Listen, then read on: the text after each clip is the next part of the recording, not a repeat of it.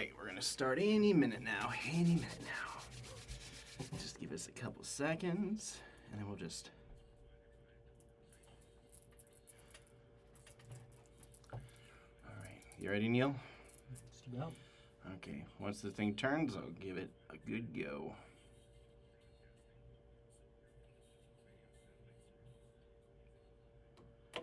Hey everybody, welcome to MCAT Radio. I'm Scott. And I'm Neil. It's noon, it's 12 o'clock, you're out and about, you're driving down Reserve Street, you're wondering, where am I gonna eat? Where's a good place to eat, Neil? Where is a good place to eat? Nowhere. No, just kidding. Nowhere. Nothing really opens in Missoula except for Wednesdays through Saturdays after 11. I'm just gonna go to Applebee's.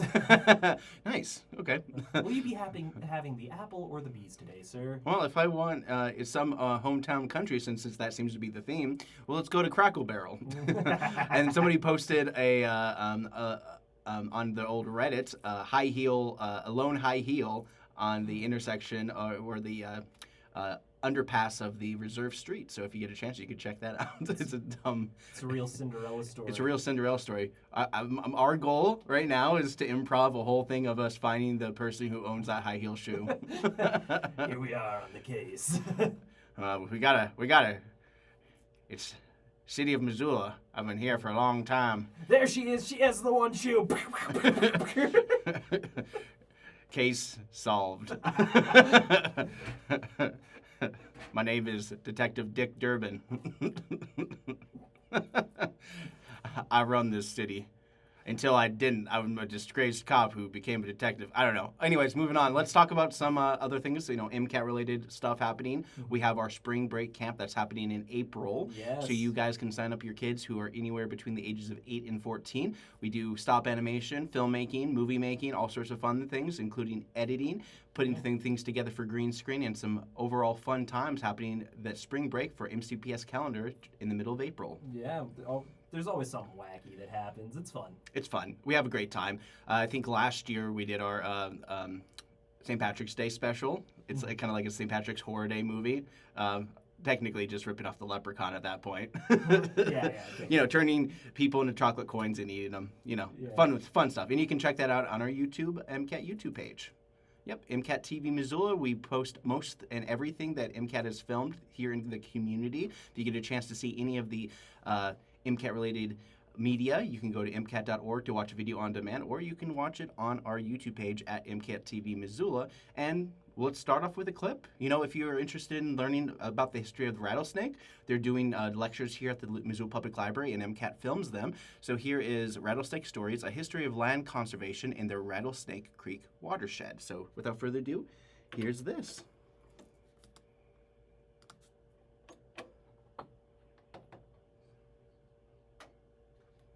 Subdivision boom going on in the Rattlesnake. The creek side going up above the park, Greeno Park, and all the way up to what's now the entrance to the Rattlesnake Recreation Wilderness was the market for anything undeveloped was just shooting up, and it caused a lot of concern because the typical method was for the developer to come in, buy a larger piece of property, cut it into smaller parcels, clean all the vegetation off, put in a road, put in the utilities, and build houses. So not unlike now, where we've seen substantial growth around Missoula again, and statewide, Bozeman in particular, and other hot spots, that we as a public and individuals are facing change, and that's a scary thing. The other thing about that is that we tend to react to the news feed of the changes. We've come to be, computer and internet dependent, and with that, all the ads that want to get you acting now to go buy something, and or whatever it is. So that's a critical thing when we talk about conservation, because that is not the kind of market where you can go out and say, I'm going to do this today, and by the end of the day, it's done. These things take a while.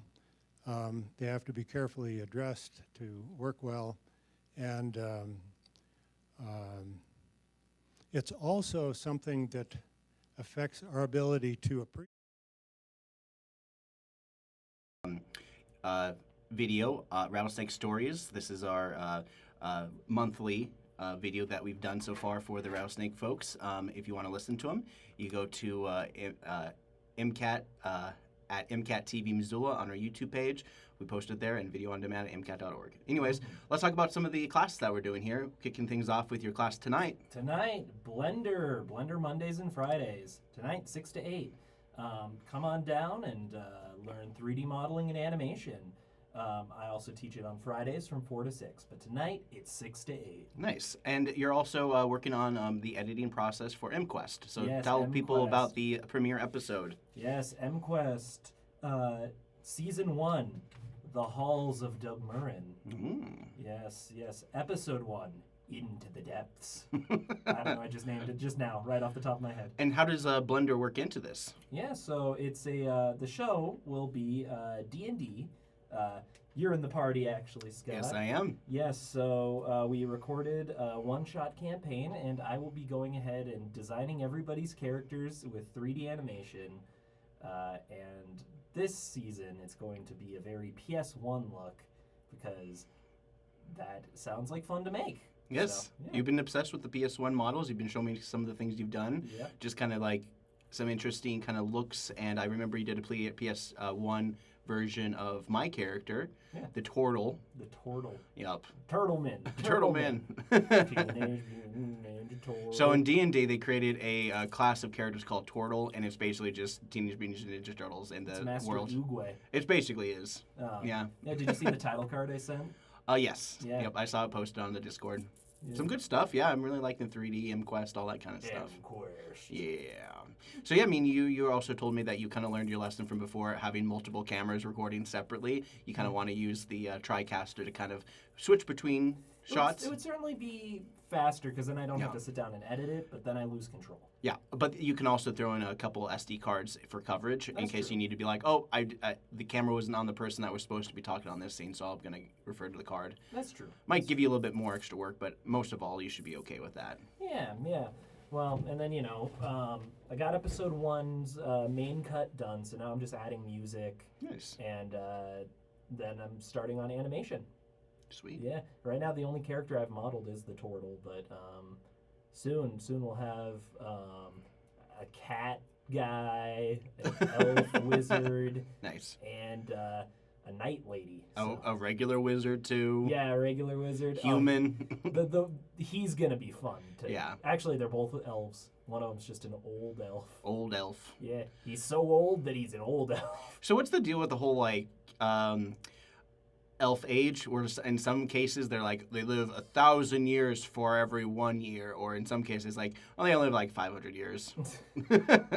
I think that depends on your setting. It really does, because Lord of the Rings really emphasized that those elves they're there forever. They were there at the beginning. Yeah, they're smug. Oh yeah, that's always kind of the case. It's kind of like you come from this land where everything's like clean and everything's all like what it's supposed to be, and then you go into the chaotic world with a bunch of humans just trying to fight each other over the stupidest things. Well, look, they act like that, but elves have got just as many fallen civilizations as anyone else. That is true. They just don't know how to fix anything. Yeah. It's like, oh, wait, you're telling me you've all been alive for over 1,000 years and this kingdom that fell 500 years ago and is now empty is still just sitting there empty? What are you doing? Yeah, pretty much. Well, because, when it comes to it, can you imagine, like, the gestation period of any of their kids? If you're going to live that long, you probably have, like, a long pregnancy, unless it's, like the same kind of time. Who knows? Oh, how old is he? He's 500 months. Oh, that's so adorable. Just how they basically just do the basic math on it and just like, let's just add another 100 years or so. I mean, in many ways, they're like supposed to represent like the old guard and the transferring of the torch. The age of men is upon us, that kind of thing. The age of man. The age of man. It's the age of the orc. Yeah, and now we're coming into the like the new sci-fi era because I think Dune is having its own kind of like resurgence and following, and Dune 3 is already on the market for moving forward. And are they gonna have the song that goes Zendaya? that was the first one. Should we just play that in repeat over and over again on here? We can play it once. No, we can play it once. Okay, at some point during the show, but I did want to talk more about MCAT things that are happening. We have our podcast lessons we do every Tuesday night at 6 p.m. You want to learn podcasting? Heck, if you want to even have training to use our podcast room so you can record your own radio audition. So radio audition is very simple here at the KFGM 101.5 KFGM.org. All you got to do is you can swing on by anytime during the open hours here at MCAT. We open at 1 o'clock on Tuesdays, and then we're pretty much open 10 to close Wednesday through Saturday here at the Missoula Public Library. We're here on the first floor. We can give you some pamphlets, give you a pep talk, and talk to you about it, everything you need to know about starting on a radio show. And we do a kind of a fun hybrid show. We record ourselves on camera while we're also doing a live broadcast for you guys listening to us on 101.5 KFGM. KFGM, you're listening to the radio. And then it needs to be like electronic, like. I'll just do and like play a little bit of a song. I'm radioactive. Yeah, good times. Anyways, we have an artist talk. This is contemporary ledger art at the Radius Gallery featuring Cameron Decker, and this is one of our mini programs that are airing and just dropped on our YouTube page. So here's a little taste. But these designs weren't just made up. They weren't just at random. They were earned, or they were passed down, or they were given. The first Parfleche I ever got to paint with Jay Labor, we needed a design, and I found out I didn't know what to do. All of a sudden I was looking at this blank canvas and I didn't know what to paint. And it was a mentor of mine who was like, go to Eva Boyd. She was the elder working in our building who taught Sally bag weaving, and it was I had never really got to interact with her before, and I found out she liked teapots, and I just happened to be making a teapot in my ceramics class. And so I asked her if I could trade her a teapot for one of her designs, and she was really happy to do that. And so I got to paint a little square design of hers that she said was in her family, and we had a good trade. And I always loved that about her. That was our first sort of interaction and beginning of our friendship. But to me, when I think about these designs, I guess I've encountered times where there's like stereotypes, or even one time I guess I was tasked with doing a cultural arts project with students, and I guess I won't name where or anything, but I asked like, well, maybe do you have a suggestion for me or anything, because I had just moved back here, and this person told me, oh, just paint teepees or something like that, and I was like, I don't know if that's how that works, you know, and it doesn't work like that. It's a little more, it's so much more personal, and it's so much more tribally specific, and about where you're from and who you're from, and that it just is something I want people to understand when they see these types of design. They're so intentional, and there's a lot of thought behind them, or there's a lot of heritage behind them, and all right, so that was Cameron Decker talking a little bit more about that. And we're going to be talking about some other news, right, Neil? Political news. Hold on a second. And go ahead. Political news. Okay. Okay, you have your fun. We're done with the air horn. Yeah. Some political news happening. A lot of things happening. The tariffs, SCOTUS, Supreme Court of the United States of America have voted against Senor Donald Trump, El Jefe himself.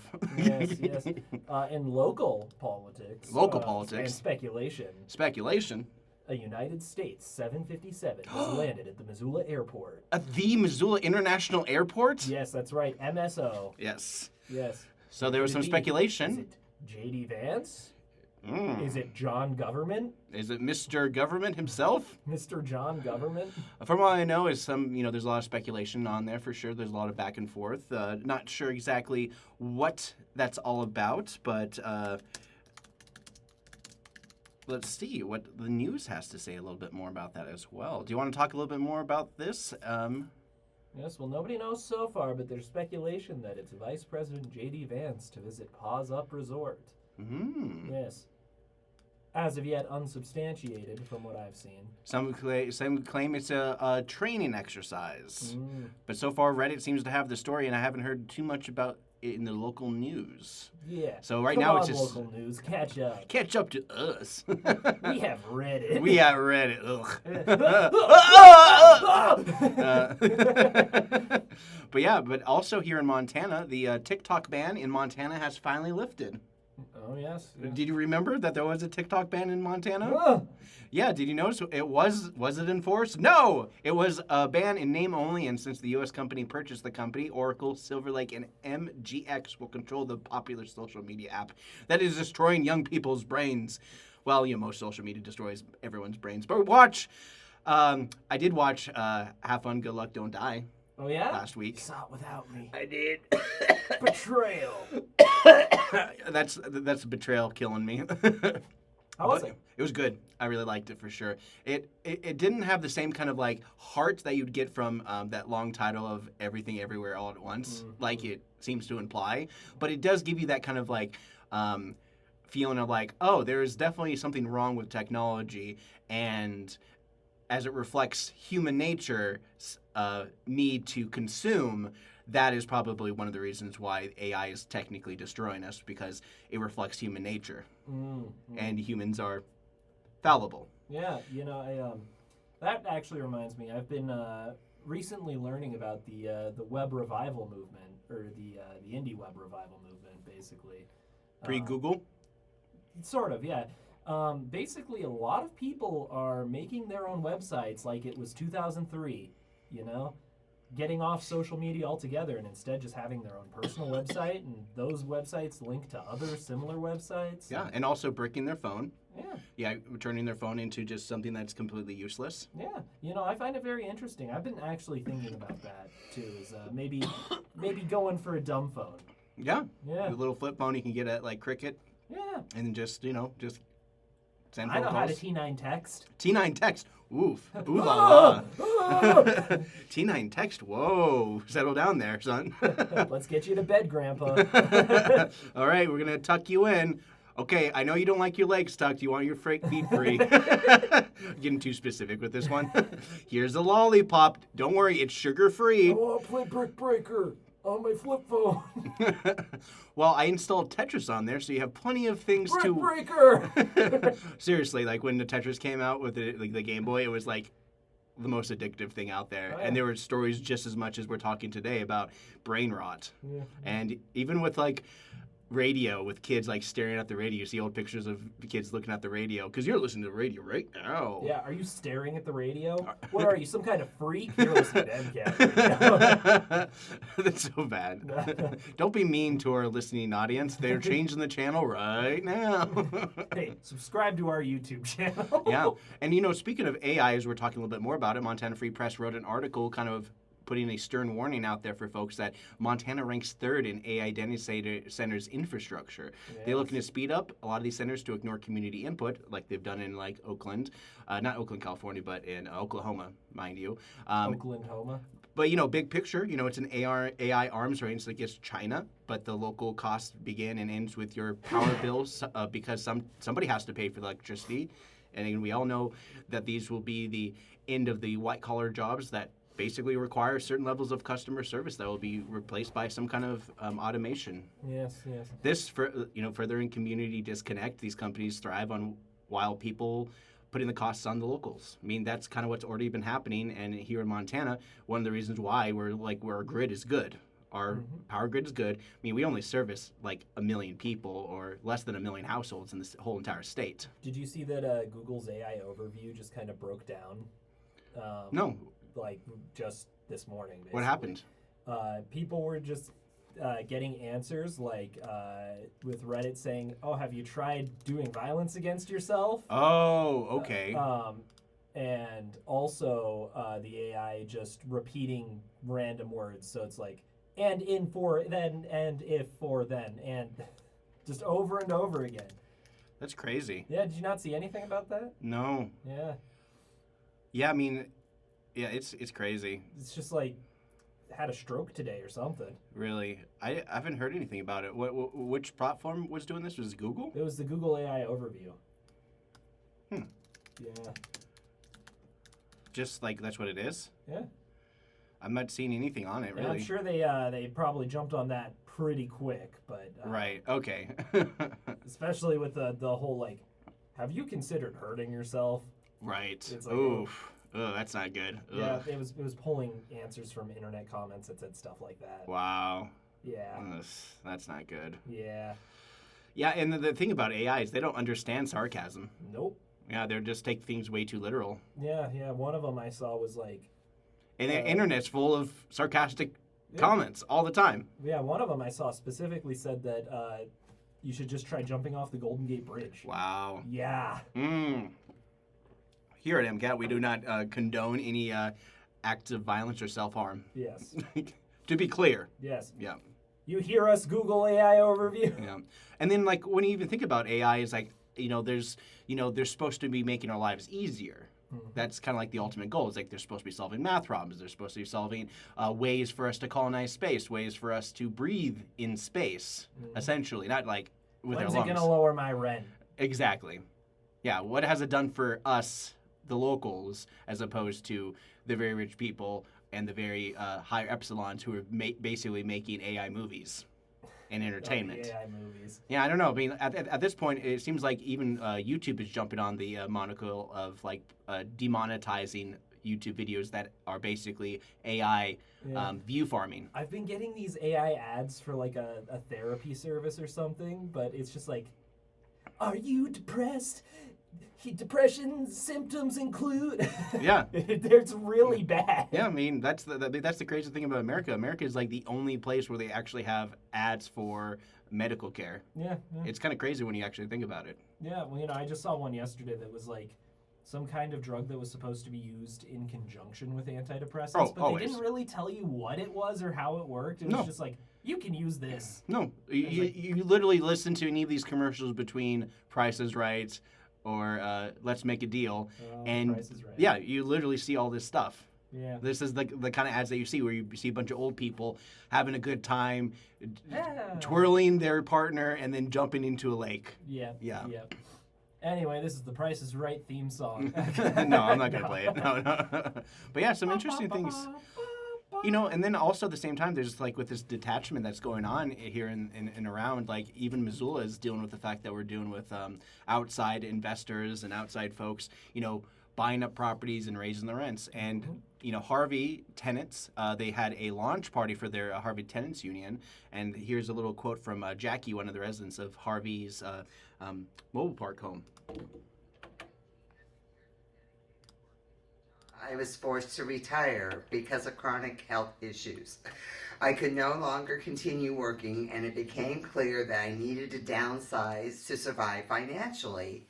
I sold the only asset I had, my condo, which I had owned for 13 years, and used that money to build a small mobile home in a place I hoped that would be stable, peaceful, and affordable.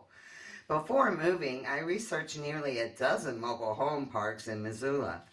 I chose Harvey's because it was small, quiet, and the lot rent was only $3.35 a month. I was told the rent would only increase by $10 a year. For someone living on a limited income, that mattered.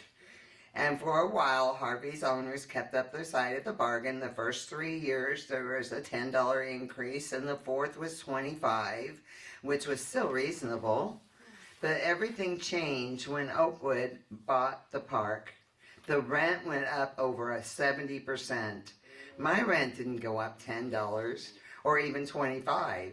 It went up $195. That's not right. To put this into perspective for you, I currently live on just $1,009 a month. My income is fixed. My lot rent and fees are now $710 every month. This does not include the $600 a year I must pay for homeowners insurance and nearly $400 in property taxes to also remain in my home. If rent increases again next year the way it has the past 2 years, I will no longer be able to stay in my home. I will be homeless. All right, so there's a little taste of what's really going on. A lot of people in these kind of fringe communities, I mean, even in and around Missoula, just on some of the outskirts where we have these kinds of, low-end kind of housing options. Mobile homes are the, gold standard of affordable housing. Yeah. It's like you get your own place, you buy either the modular home, and then you just pay for the rent on the land. It makes a lot of sense. It's a nice little step up from just renting an apartment. Yeah. But as more developing and more things, modernization, like the taste, the desire for a mobile park home, a new one in particular, just doesn't seem to exist. And I think that it is a darn shame, because I think that if the county really wanted to use their targeted economic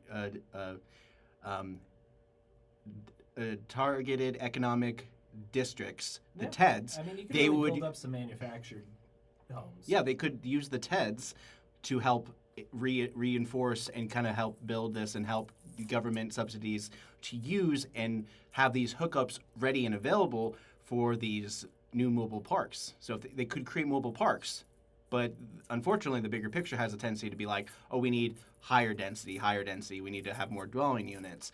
And, I think that if we wanted to, I think this would be a good option to just kind of like have at least temporary fixes, and especially in these times where nobody can really afford to just exist in Missoula as much. Mm-hmm. And while Missoula's Unified Development Code, which passed a couple weeks ago and is slowly getting implemented into how we build out and how we designate development here in Missoula, many of the fringes on the outskirts seems to be taking the brunt of high density. Yeah. One example is East Missoula. A lot of the folks don't have much say because they're developing virgin land, essentially. Oh, yeah. And so, it's not even technically part of East Missoula, even though it's right next to East Missoula and a lot land. I've been hearing this for pretty much nonstop since they talked about the Unified Development Code, because they were worried that since they're getting zoned into the city, and the city is controlling a parcel of land that is adjacent to East Missoula, they're just worried that this kind of influx of development, it's going to be a long development process overall, but it's still going to be impactful to East Missoula. Absolutely. Yeah. That's the thing, is like I always feel like the fringes, even Bonner's dealing with some major development happening there, because one of the things is that they have a zoning which is going to allow for a tavern, and everyone has this horrible bad taste in their mouth. They're just like, we already have a gas station. Why do we need another gas station as opposed to this other gas station that's clearly right here? So what's the deal with this? How are we going to figure this out? Right. And so that's an ongoing issue going on right now. So, there's a lot of development happening. It's happening left and right. I remember even back in the day here growing up in Missoula, it's like each development would be kind of like finally looked over, and a lot of people would be complaining about things for an extended amount of time, for a good amount of time here in Missoula. And then it would eventually either happen or they would take a while before they get approval. But now it really feels like things are just boom, boom, boom, boom, boom. There's just too much to keep up with. And then at the same time, you got the school of two thoughts. It's private property. They own the land, they want to develop it, and they have the right to, per state law. And the city doesn't have much power to stop them, even if they vote in a lot of NIMBY-minded people. Yeah. And they all said no, and it's like the state's like, you can't do that. So you want to control how you grow, or do you want the growth to control you? Yeah. That's all interesting stuff to think about. I was just reading a little bit about eminent domain. Yes. Because that's what the city used to reacquire the water rights from Carlisle Group. Well, and one thing I didn't realize is that it's a part of it. I forget the name of the Supreme Court case, but this was like early 2000s. They ruled that eminent domain could be used to basically do something for private development, which I thought was really interesting. I was like, oh, really? I thought it was like public stuff like power lines, freeways. Yeah. Yeah, but eminent domain could be used hypothetically to say, oh, we're going to build a data center here. Yes. Because we decided that the tax revenue constitutes enough public good. Yeah, and not to mention the federal big picture with building these AI data centers are like superseding a lot of local communities, like old farmer, rural communities that are getting hugely impacted by these changes. You know, it also harkens back to the idea that, you know, compared to, you know, when it comes to politics, is that you have senators, you have 2 senators per state, but they represent less people compared to other states that have large amounts of population, as opposed to Congress, which has over 500 representatives, represents a population core in their district. So it's a very kind of an interesting kind of deal where Senate really feels like it's like you don't represent more people than the other senators. You know, it's just kind of like, it's always kind of being like one of those things, but it's supposed to create that sense of balance. But I don't know, the whole Senate, how the Senate is kind of mapped out always kind of felt broken to me. But, you know, when we're talking about like voting rights and all that kind of stuff, it's like sometimes we have these kinds of smaller groups, but they can still be influenced, and, you know, all laws and bills have to go through the Senate, and it seems like it's easier for the Senate to kind of get these things passed on a faster rate based on how they feel and how hard they've been lobbied. Let's ban the lobbyists. I don't know. But regardless, we're still in a very interesting time where, you know, AI is basically kind of on the mind of everyone, and so far It's the hot marketing right now. You know, it's you remember the metaverse? Yeah, that was a big push to kind of blend in AI, or not AI, but like immersive. So instead of looking at your phone, you're inside your phone, essentially. How it all works with the whole VR system, what they were trying to do. But yeah, metaverse was kind of like, it's a conglomerate of like Facebook, Instagram. Yeah. The what was the headset? The VR headset called again? The Quest. The Quest, right? They called it the Quest. All right, so I do have another clip for you guys. This is an interview by our very own general manager here at MCAT, Joel Baird, speaking with Corey Bresler about Missoula Aging Services and Missoula Villages. So if you haven't heard about Missoula Villages, it is a great program for anybody interested in trying to be part of a aging community, and it's a nice little gathering for a lot of those folks as well. And Missoula Aging Services is a great program. You go to MissoulaAgingServices.org to find out more about this and more. And not to mention, every first Monday of the month, they do a tech cafe. So if you have any computer questions or problems, they help you with both PC and Mac. So without further ado, here is the quote from Your Missoula, which is now available on our YouTube page. Whoa. Services sponsors. So there's a smaller arena for people to get together, and when the weather's inclement too, and we have long winters or short days, that the notion that older Missoulians especially could get isolated, it's a pretty strong one. Right. And in our stats here, we're saying almost 20% of the population is 60 plus. And that's just growing. It's just growing. And, you know, I've had like this observation too along gender lines.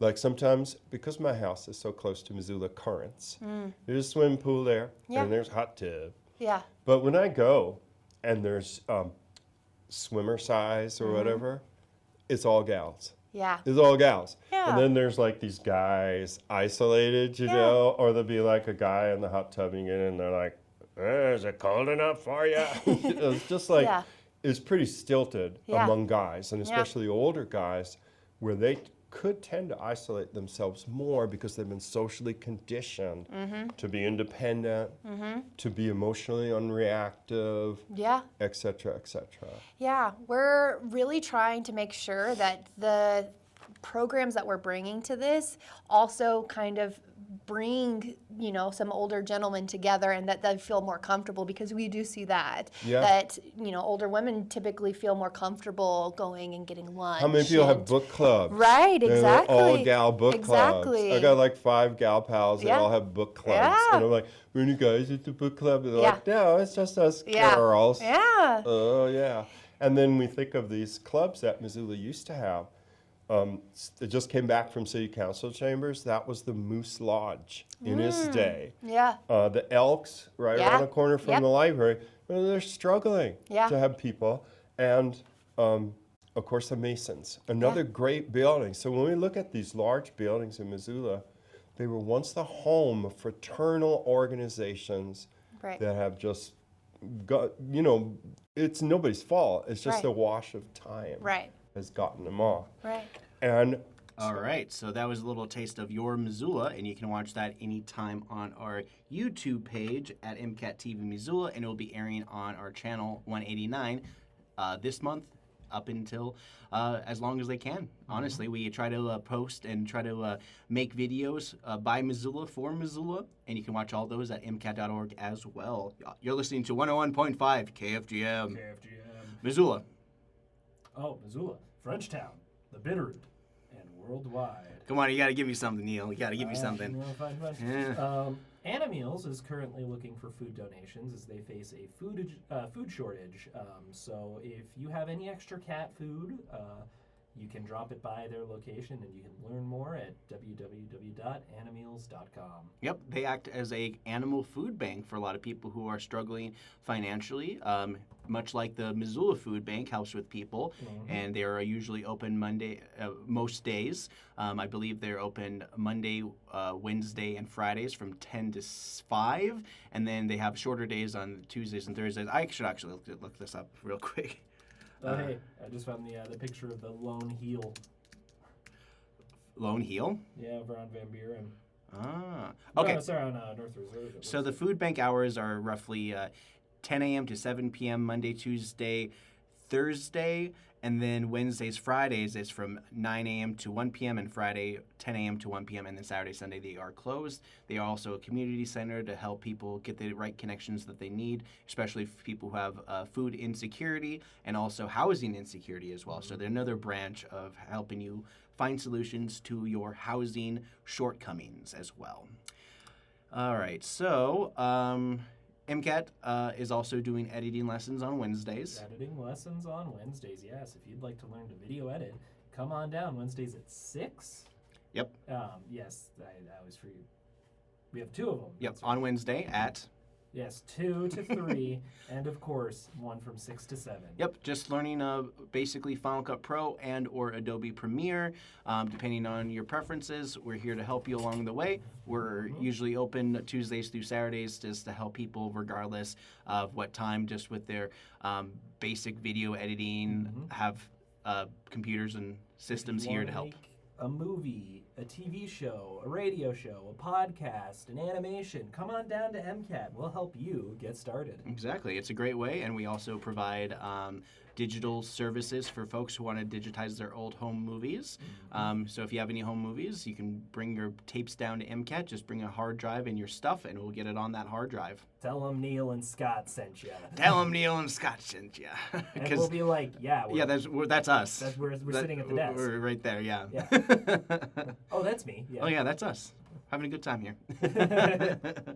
So yeah, there's a couple things happening for sure. If you're interested in learning more about your city of Missoula, you can tune into my show every Friday live on MCAT Channel 189. It's called Wake Up Missoula. I usually post the YouTube video later on through my channel, Wake Up Missoula, and you get to learn all about City Council and more. So since we're talking about that topic, City Council also posted a notification online about how the City of Missoula will be handling ICE, so the Immigration Enforcement Agency, and so some of the quotes that were sitting there as well. Mayor Davis said that the City of Missoula values our constitutional right, and we uphold the due process for everyone. And she also mentioned the Missoula Police Department does not have a role in immigration enforcement. The city's police authority is to enforce the city and state laws. Missoula police officers do not ask for proof of immigration status when interacting with the public. And then we also got our chief of the Missoula Police Department, Chief Collier, and he said that he, in the post on the City of Missoula's website, he says, I am concerned that when people see federal immigration enforcement officers acting in ways that they don't approve of, they will lump together all law enforcement as untrustworthy, and that will affect our officers. So wanted to make it clear that they will do their due diligence to uphold the law as they see fit, and also not get in the way for any ICE enforcement. So still, they're not going to be the ones to mistrust when it comes to any kind of things happening there. But also, they also wanted to mention that Mount Jumbo trespass enforcement is in high gear. They don't want people to mess with the elk that are grazing out Mount Jumbo, which, according to Reddit, somebody posted last week that they saw over 90 elk grazing Mount Jumbo. So the lower trails, the L trail looked like it was open, but they also wanted to mention that the trails are marked. So you want to make sure that you read the trail signs. They will be marked, do not trespass, do not be there. They have cameras there to take pictures of people going through there. So just stay off Mount Jumbo. Especially until mid to late March. They'll let you know when they'll be lifting the trespassing. So for the most part, violators may be fined up to $500 with up to 6 months in jail. Whoa. So yeah, they're taking it real seriously, Look, Neil. elk are cool, but they're not worth 6 months in jail. Yeah, and they're one of the few wild populations where we can actually watch them without having to directly interact with them, much like the urban deer, which many of the wildlife management people are still trying to handle them as best they can, because when you have urban deer, you got urban bears. Yeah. Be bear aware. Very aware. Yeah, but of course, for those of you who don't know about the bear, the higher population of bear population usually tends to be around the Rattlesnake and Grant Creek neighborhoods. So in those particular areas, you want to make sure that you have bear-resistant trash cans, because the concept of bear-proof is hyperbole. Yeah, bears are smart. Yeah, they're smart. They're resourceful. And also, they're incredibly strong. Yeah, and they're easily habituated into people. And you always see these dumb videos of these guys at Big Sky in Montana messing with the bears. Like, there was a guy who was just standing outside next to a bear, and he wanted to reach out and pet him, and the bear just was swiping at him. Bear? No, Oh, it was just like on a porch in the middle of winter, and it was just so dumb. That always reminds me, like, videos like that remind me of the video of the little girl who sees, like, a black bear, and she's like, "Can I pet that dog? Can I pet that dog?" Yeah, it's funny, but, when you actually have a bear, they will they will eat your face. I mean, luckily she had her parents there to be like, no, stop it. That's a Stop bear. it. Yeah. Can I pet that dog? Yeah. Well, that's the power of youth. You're fearless. Yeah. You're immortal. Nothing will ever hurt you. Yeah. ... It's a big dog. Famous last words of most people. Mm-hmm. And it's the same thing with tourists who come to Yellowstone and realize that, you can't do what you did in your country here, because in some countries, you can actually feed the deer. In here in America, when you start messing with the wildlife, especially the bison, they're ornery. Don't feed the bison. Yeah. Like, especially at the time, I can imagine why, bison are such a wild creature. Yeah, and they're so huge. Territorial. They're so territorial and mean, especially the bucks. They get real. And they're huge. They're enormous. Yeah. Like, you see them running down a road, and it's like, oof. Yeah. They're legit scary. Like, don't sleep on herbivores. Herbivores are crazy. Yeah. Don't get me started on moose. Yeah. Oh, moose, yeah. I saw a moose over at Blue Mountain Road when I was hanging out. I remember when that happened. It was insane. Like, I was just walking with Azrad, and we're just wandering down the street, and I looked over, and luckily there was a berm with water. Yeah, you texted me, you're like, I just saw a moose. A moose was, like, looking dead at our eyes. The moose was like... No, it was thinking. It was thinking about stuff. Keep walking. No, it really was. And then we just kept walking like it wasn't there, and nothing happened, luckily. Yeah. So it was scary. Like, it's one of those things where it's just like something that you just don't normally see. Yeah, and they're huge. Yeah. Oh my gosh. Yeah, they like bison are huge. Yeah, and like the difference between deer and elk is the same thing the difference between elk and moose. Yeah, don't mess with moose. Yeah. And they primarily cause most of the vehicle fatalities in like Canada and northern parts. If I remember correctly, they are the only remaining North American megafauna. I don't blame it. Yeah. I don't doubt it. Yeah. From the Ice Age. And they we didn't hunt them to extinction like we did the mammoth, and that's because you don't mess with the moose. Nope, you don't mess with the moose.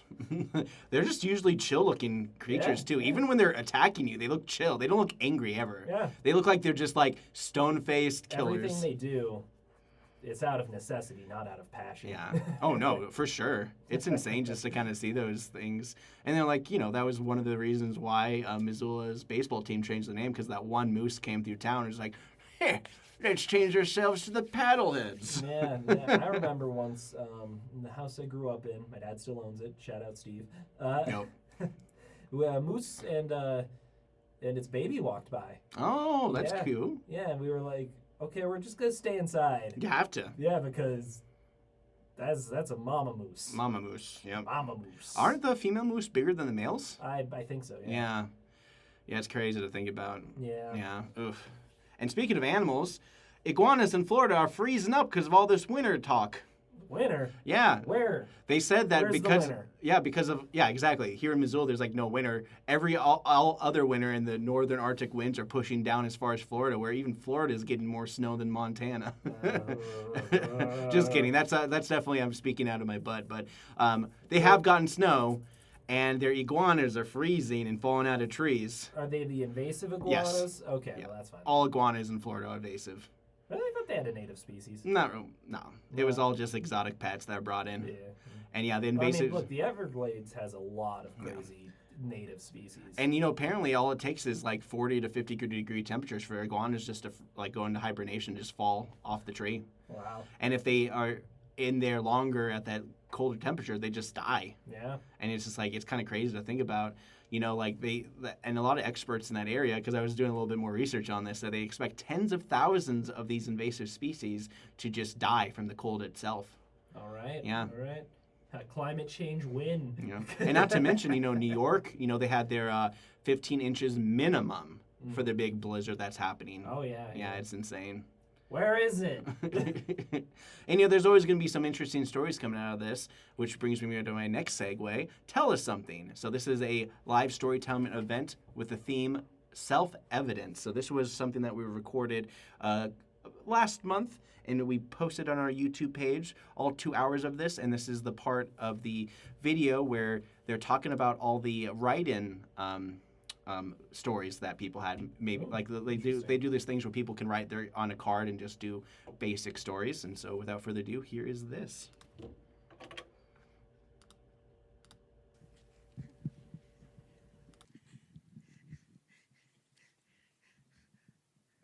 Okay, here we go. My birth mom died in a wreck when I was 2 years old. She was 18 and married. Later, I found she was adopted. 22 years later, I find her birth mother's other daughter. After flying to Nashville, I said, let's meet at Cracker Barrel. In a crowded room, I knew it was her. It was like seeing a mirror of myself, except with long, flowing silver hair. It was love at first sight.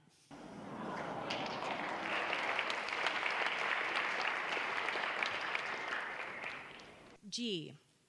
Our love is self-evident in the same way that as long as I remember anything, I remember knowing that you were around. Just a kid at the same bus stop. Now the person I share my morning coffee with. It is self-evident, like the passing of time. I can't wait to watch it pass us by.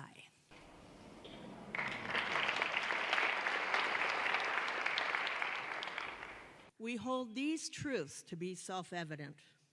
Wiser words were never spoken.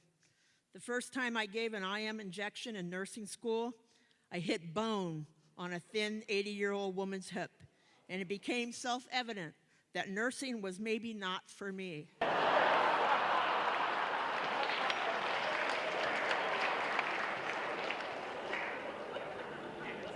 I lived in Santa Cruz, California in my early 20s with a boyfriend. I was thriving. I had a great job. I was making friends and signed up for Cabrillo, a community college that feeds into Berkeley. My boyfriend at the time wanted to move back home to Montana, and I didn't realize it at the time that I had a choice. After giving up that life and those goals, I'm proud to say that each move I make is up to me. It has become self-evident. All right. So that was a little taste of Tell Us Something. So those are the pocket stories that people write on cards for. To watch the whole thing, it's a nice 2-hour experience. If you guys missed it at the Wilma Theater, we all have it all on our YouTube page. Yeah. I like Tell Us Something. Tell Us Something is just such a fun event. Mark Moss has always been a good advocate for MCAT, and we have such a great relationship with them. We even have him do a podcast. So, he does podcasting, and he puts this on a podcast as well. So Tell Us Something was supposed to be an extension of Moth at one time, but then they decided just to do it themselves. Yeah.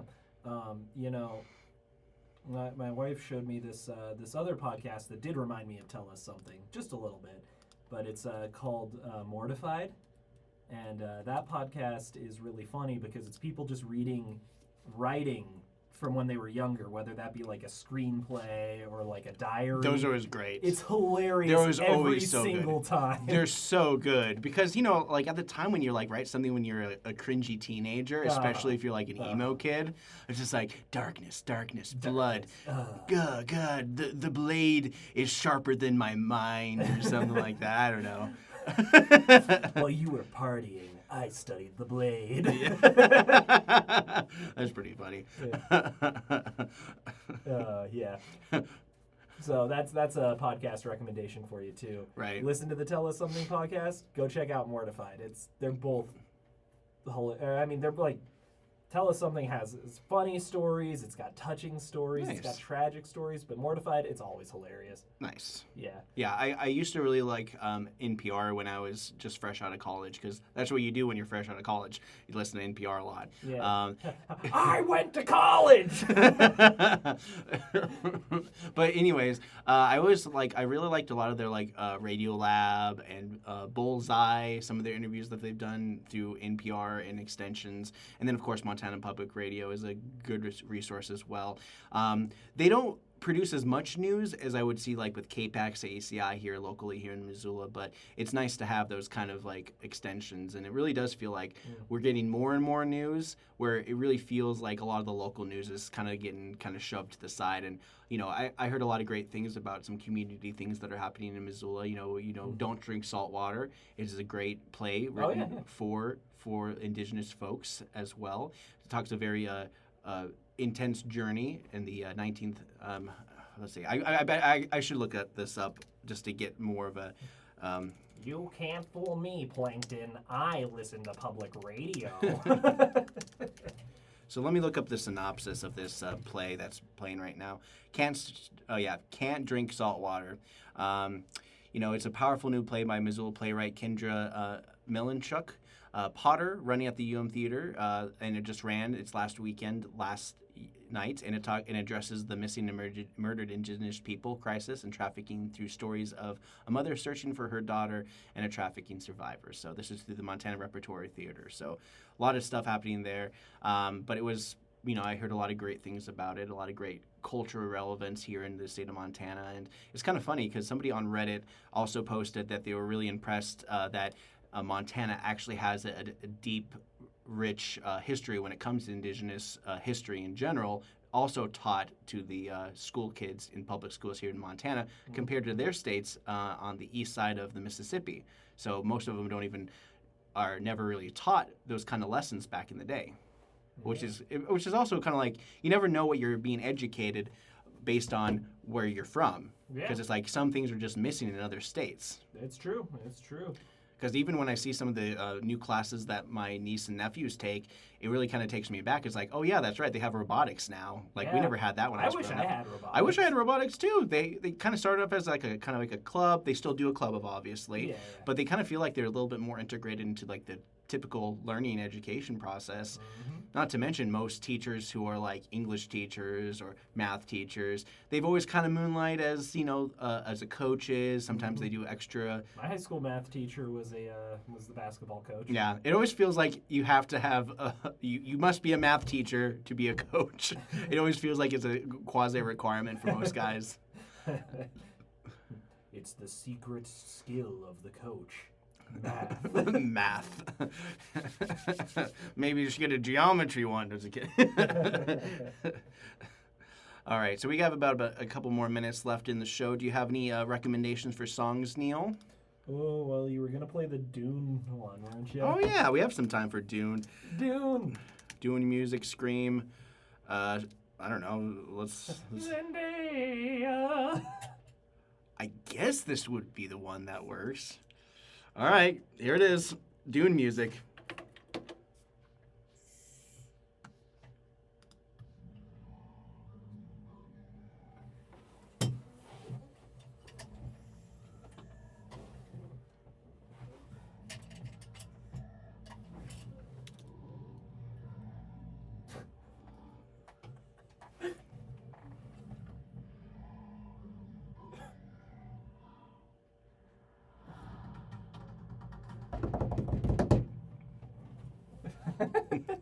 I don't know what to think about this, but it is Hans Zimmer. He's the one that did the, yeah.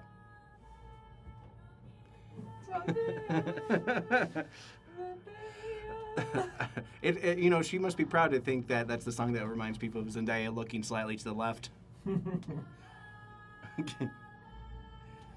All right, Neil, want to do it with me? Just slightly look to your left or on your left shoulder.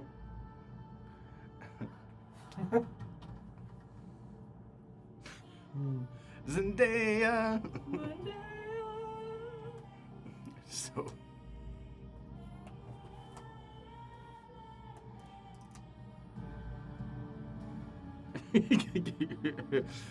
Hey, I love Hans Zimmer, but I do understand like the kind of ridiculousness of that song.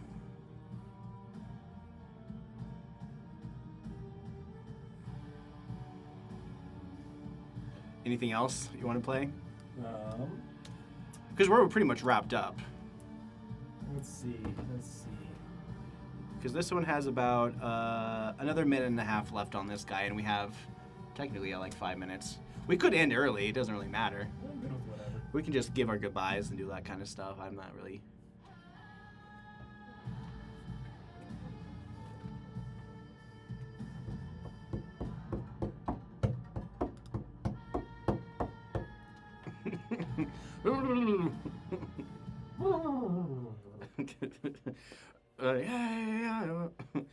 What's a good song to play us out then? We can just say our goodbyes and just play a song to wrap us up. I don't know.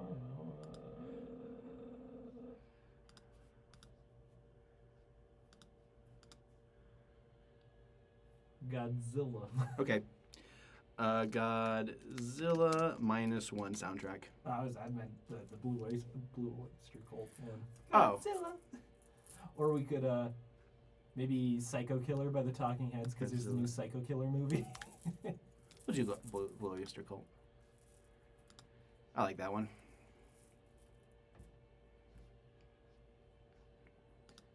You know how happy I was when I watched Godzilla -1 and I heard the classic horn? Oh, it's so good. And then they play... And then the second half of it is so good. Like, the new version of it is, like, the most amazing. But we'll play the Blue Oyster Cult version. Godzilla. All right, there you go. There's a little bit of a Hans Zimmer for you guys leading into the weekend, or the rest of the week. Sorry about that. I'm already praying for the weekend already. You gonna believe it? Everybody's working for the weekend. Everyone's working for the weekend. But that's not what we're playing. But no, we're not going to play that. We're going to play another song that's based on a movie, Godzilla. You might recognize this song because it's the Blue Oyster Cult.